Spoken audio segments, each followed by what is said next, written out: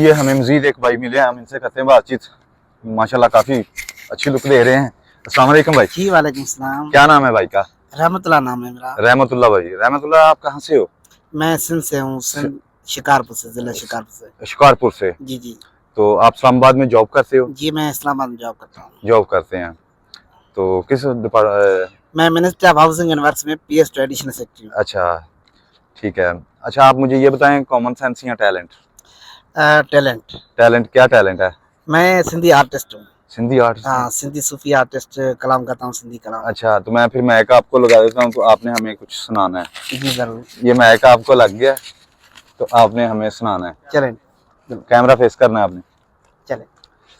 ज़ेब-ज़ीनत ज़ुल्फ़तहन अल्लाह, ज़ेब-ज़ीनत ज़ुल्फ़तहन वो नूर भरे, ओ नाज़ भरे, जे रुखते ज़ेब-ज़ीनत होश इंसानी परे, शाह रखियल के तलुटियों कुर्बडई, ताहु कोहन अल्लाह कुर्बडई, ताहु कोहन वो नूर भरे, ओ नाज भरे, जे रुखते ज़ेब-ज़ीनत।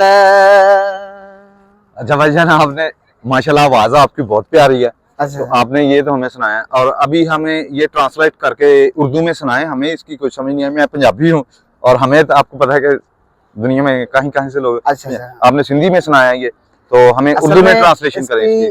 उर्दू में ट्रांसलेशन ये है कि गा के सुनाना है।